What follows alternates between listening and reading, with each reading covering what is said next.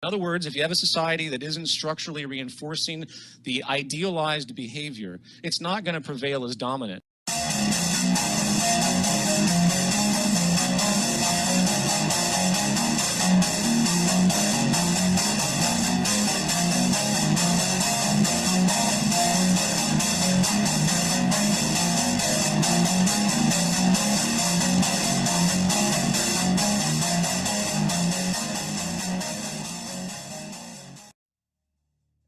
History, virtually every human on this planet is enslaved, whether they know it or not. This is not the crude and primitive slavery of ancient times. It does not rely on whips and shackles to keep the oppressed in their place. These tools have been rendered obsolete by much more sophisticated methods. That most of the enslaved are unaware of their condition and would in fact argue fiercely that they are free is a testament to the effectiveness of these invisible chains. You've heard the expression, money makes the world go round. There's truth in that. Money is the prime motive for human labor in modern civilization. If you want food, shelter, and clothing, you must have money. And unless you're part of that tiny minority that has more money than they could ever spend, you must work, beg, or steal for that money. That's why you get up in the morning and go to work, and that's why the specter of unemployment is more terrifying for most people than the prospect of spending 50 years of their life performing menial tasks within the confines of a fluorescent-lit cubicle. Of course, in Western countries, some are fortunate enough to have pulled away from the brink and do not live in fear that their basic needs will be met, at least for now. And yet they keep spinning the hamster wheel. Why is that? Could it be because money and the bling that it buys have become symbols of status and prestige? Money offers an illusory form of social validation, but even those who are not caught up in distinguishing themselves by how much they accumulate still must acknowledge the social stigma that comes with poverty. The combination of these primal motivators, the need for food, shelter, clothing, and social validation, is a very powerful force. It's enough to drive humans to engage in all forms of activity, even to the point of harming themselves or others in the process. The accumulation of money is therefore an accumulation of social and psychological power, and those who control the creation of money control this power at its source. So who controls the creation of money? You are, in fact, partially responsible for the thoughts and values of others, and they are in fact responsible for yours. The most dangerous value we can have floating around the culture today, and I hope everyone can really listen carefully to this, the most dangerous value we have floating around the culture today is the idea that any of us have freedom of choice or the right to our own opinion, especially when it comes to issues of human survival and sustainability. We cannot choose, we can only align if we wish to survive and prosper. Period. There is simply no such thing as freedom when the benchmark of scientific causality is brought into the equation with respect to any action or goal. The only caveat is the emergent uncertainty of the evolution of knowledge.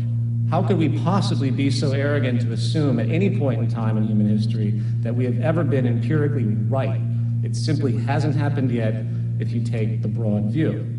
It wasn't until the past couple hundred years method has barely been taken seriously with respect to human affairs and society. It's a benchmark. The self-correction attribute of science is what enables its evolution. I'm going to talk about a very difficult subject. It's called free will. Most people believe that they have free will. A strange thing about it, in the mechanical world, when they say the machine turned off, machines don't turn off. Either there's a short or something wrong with the circuit. And even automobile mechanics look for the factors that change the behavior of the automobile. Either the tires are not equally inflated, they look for that. If your car veers to the right or left, sometimes the tire pressure isn't even in your car. Sometimes a lawnmower doesn't cut the grass, the blades aren't sharp enough, or the RPM is not great enough, the rotational speed.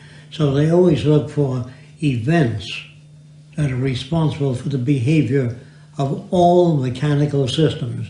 In fact, if you made a blade of a fan and had no pitch, it would turn, but it wouldn't blow wind.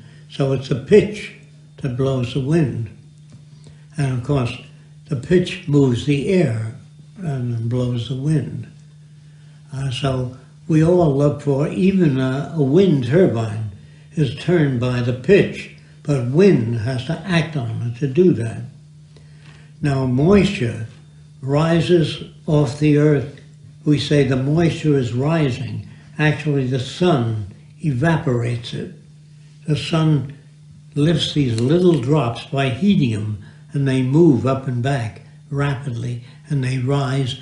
They rise. Actually, they are caused to rise by the sun acting on the drops of water. We equate everything in nature.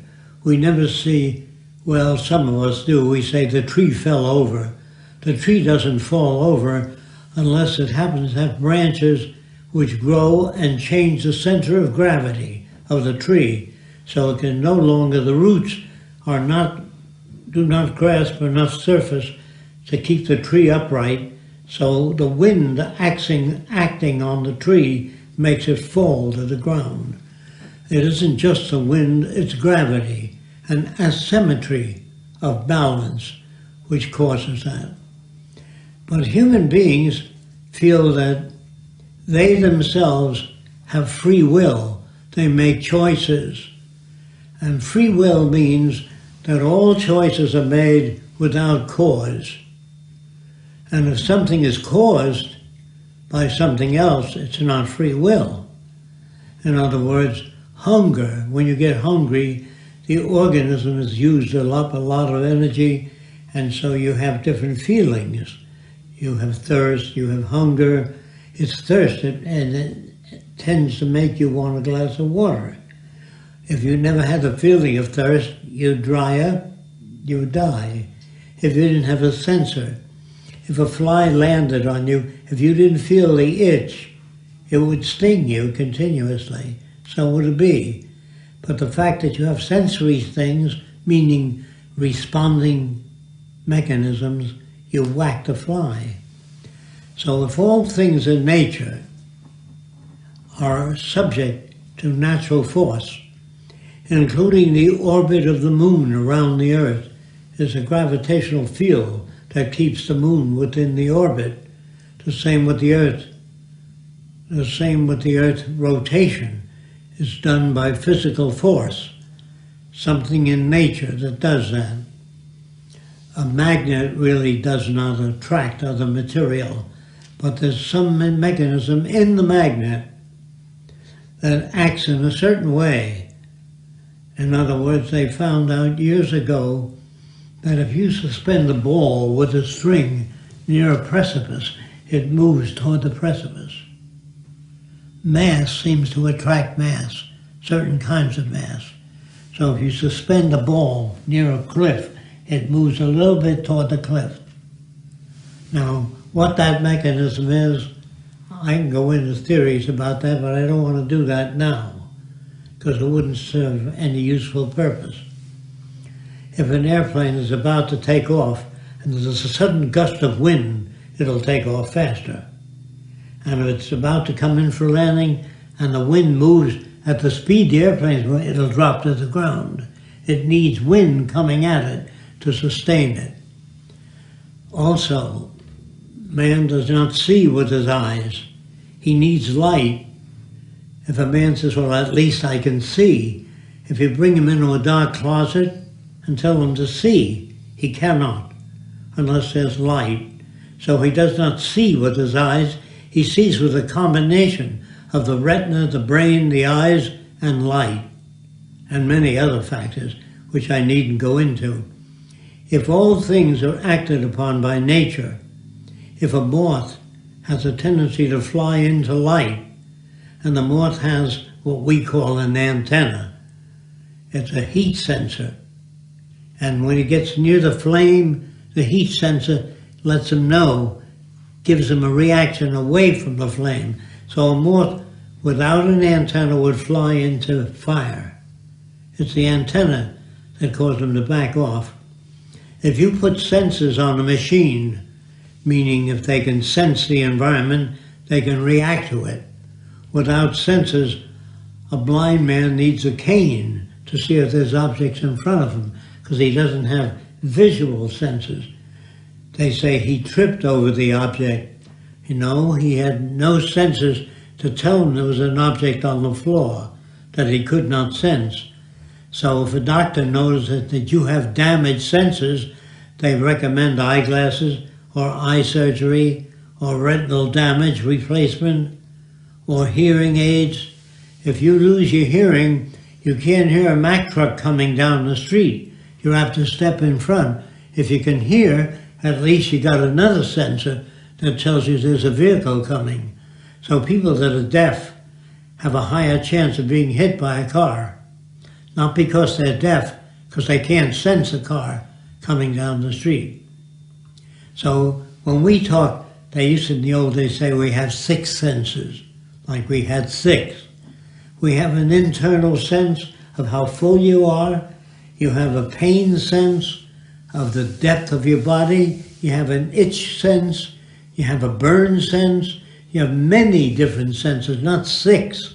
Whenever you can say, we have 6 senses that I'm aware of, but you can't say we have 6 senses. You have a sense of fullness sometimes, a sense of fatigue, which they don't talk about. So don't try to numerically, unless you do a study of everything you react to, and you say, this is a list of everything that I find that man can react to. Some people, very few, can sense magnetic fields. Some birds can't. If you put a magnet, connect a magnet to their head, they lose sense of direction. The same with fish. So fish have senses we don't have. I'm not talking about good, bad, or right or wrong. I'm just talking about what you react with. So if a light gets continuously brighter and brighter, your eyelids will come down. And if it gets so bright, you'll put your hand in front to diminish the light. They say, I put my hand there to diminish the light. Even if they couldn't speak, they'd do that. You know what I mean? They don't have to be able to speak. So people think that they choose things. The proof that they don't choose things is many, but I'll give some. If you're brought up in a tribe that looks very different than we do, you fall in love with that configuration. That's why when I say there's no such thing as beauty, it's a conditioned thing. You're conditioned to like girls that are blonde or redhead, depending on the movies, the books, the people you've known. So we don't always know what it is that makes us appear to choose. But if you met a person with yellow spots on their face, and they always beat you up every time you met a person with yellow spots, the next time you saw a person with yellow spots, you'd cross the street. And they said, well, I'm avoiding the person with yellow spots. No, that's called a conditioned reflex. You're conditioned to react to yellow spots. It doesn't mean that everybody with yellow spots will beat you up. We project, and maybe some of that projection is useful for survival. So if you eat a certain type of grass and you get a bellyache, the next time you see that pattern, you tell somebody else, don't eat that. Because all your decision making is based upon experience. So if you touch a lot of poison oak and you get blisters on your hand and you don't know what it is that you touch, you better make a record in the future of touching things and then looking at your hand. And then later when you get a reaction, your decision making system is affected by the rash you get. So if you meet a redhead and she's very temperamental, and you meet a second redhead and she's very temperamental, you might tell your friends, stay away from redheads. They're temperamental. No, that's your reaction to particular redheads. So if you meet a gay person and they reach for you, you put your hand there, what the hell's the matter with that person? They've been conditioned differently than you have. It isn't that they're bad, nobody is bad. So that's why society does not believe in free will. They say, don't steal. When the kid steals, you slap his hand if you catch him stealing. If you don't catch him, he can get away with it. So you tell kids, you give them a sense of morality, a sense of behavior by spanking or pulling a dog. All dogs will try to do whatever they want to do. So you connect a leash to him. When he tries to do his own thing, you pull him away. So he always has to obey you. But if you let a dog alone, he'll take over. A dog will always try to get you to do things to satisfy it, unless you dominate the dog. The same with people. If a guy says to a small guy, go get me a glass of water, and the small guy doesn't, and he slaps him. The next time he says, get me a glass of water, small guy, get him a glass of water. But it's a big guy, and he picks him up and throws him across the room. He never says, he says, I'll get my own glass of water. That's based on conditioning. So free will is an arrogance on the part of man, the assumption that he is the only object in the world that does not react to certain stimuli. All decisions are based upon whatever reaction you had. If you like a young lady, you get married. In the old days, you just moved in together. But it was too difficult to manage. That is, a ruling group of people could not manage people unless they made a set of laws and said, you don't take anything out of his hut, you don't take anything out of her hut. They had to invent some kind of structure to keep that society from working. In other words, if everybody took things from your log cabin and you went hunting and you got 5 rabbits and I stole 4 of them, the tribe wouldn't work. So morality is an outgrowth of inability to manage systems. Do you understand that? All moral laws come about because we need to have, especially if you get more than 4 people living together, you have to make laws. The laws that don't take his bow and arrow, he made that bow and arrow.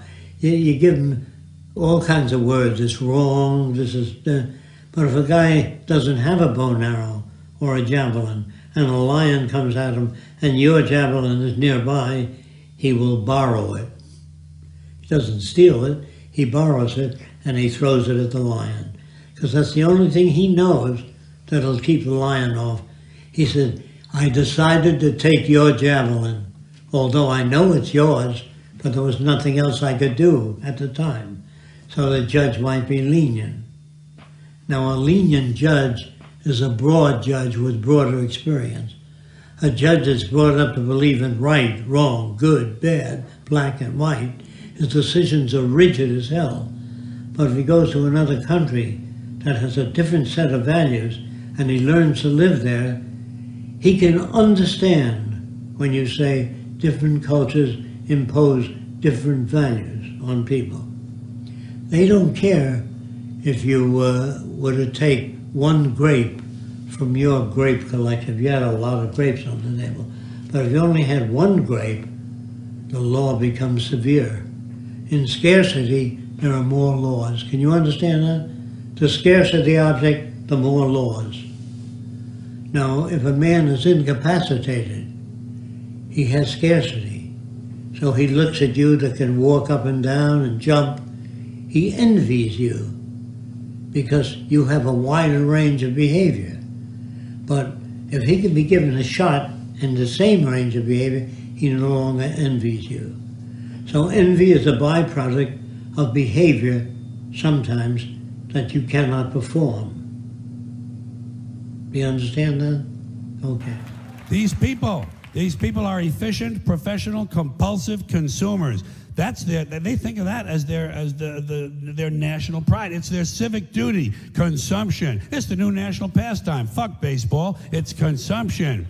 The only true, lasting American value that's left, buying things. Buying things. People spending money they don't have on things they don't need. Money they don't have on things they don't need. So they can max out their credit cards and spend the rest of their lives paying 18% interest on something that costs $12.50. And they didn't like it when they got it home anyway. Not too bright, folks. Not too fucking bright. But if you talk to one of them about this, if you isolate one of them, you sit them down rationally, and you talk to them about the low IQs and the dumb behavior and the bad decisions, right away they start talking about education. That's the big answer to everything. Education. They say we need more money for education. We need more books, more teachers, more classrooms, more schools. We need more testing for the kids. You say to them, well, you know, we've tried all of that, and the kids still can't pass the test. They say, don't you worry about that. We're going to lower the passing grades. And that's what they do in a lot of these schools now. They lower the passing grades so more kids can pass. More kids pass, the school looks good, everybody's happy, the IQ of the country slips another 2 or 3 points, and pretty soon all you'll need to get into college is a fucking pencil. Got a pencil? Get the fuck in there, it's physics. Then everyone wonders why 17 other countries graduate more scientists than we do. Education. Politicians know that word. They use it on you. Politicians have traditionally hidden behind 3 things: the flag, the Bible, and children. No child left behind. No child left behind. Oh, really? Well, it wasn't long ago you were talking about giving kids a head start. Head start, left behind. Someone's losing fucking ground here. But there's a reason. There's a reason. There's a reason for this. There's a reason education sucks, and it's the same reason that it will never, ever, ever be fixed. It's never going to get any better. Don't look for it. Be happy with what you got. Because the owners of this country don't want that. I'm talking about the real owners now. The big, the wealthy, the real owners, the big wealthy business interests that control things and make all the important decisions. Forget the politicians. They're irrelevant. The politicians are put there to give you the idea that you have freedom of choice. You don't. You have no choice. You have owners. They own you. They own everything. They own all the important land. They own and control the corporations. They've long since bought and paid for the Senate, the Congress, the state houses, the city halls. They got the judges in their back pockets, and they own all the big media news, all the big media companies. So they control just about all of the news and information you get to hear. They got you by the balls. They spend billions of dollars every year lobbying to get what they want. Well, we know what they want. They want more for themselves and less for everybody else. But I'll tell you what they don't want. They don't want a population of citizens capable of critical thinking. They don't want well-informed, well-educated people capable of critical thinking. They're not interested in that. That doesn't help them. That's against their interest. That's right. You know something? They don't want people who are smart enough to sit around the kitchen table and figure out how badly they're getting fucked by a system that threw them overboard 30 fucking years ago.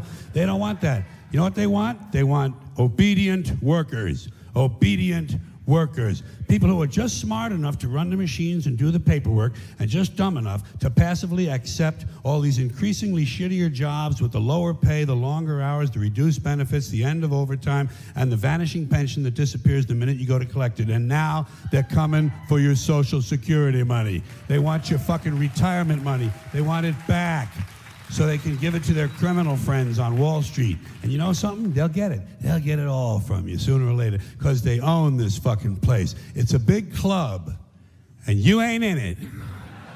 You and I are not in the big club. And by the way, it's the same big club they use to beat you over the head with all day long when they tell you what to believe. All day long, beating you over the head in their media, telling you what to believe, what to think, and what to buy. The table is tilted, folks. The game is rigged. And nobody seems to notice. Nobody seems to care. Good, honest, hard-working people, white collar, blue collar, doesn't matter what color shirt you have on. Good, honest, hard-working people continue. These are people of modest means. Continue to elect these rich cocksuckers who don't give a fuck about them. They don't give a fuck about you. They don't give a fuck about you. They don't care about you at all. At all. At all. Man, you know? And nobody seems to notice, nobody seems to care. That's what the owners count on, the fact that Americans will probably remain willfully ignorant of the big red, white, and blue dick that's being jammed up their assholes every day. Because the owners of this country know the truth. It's called the American dream, because you have to be asleep.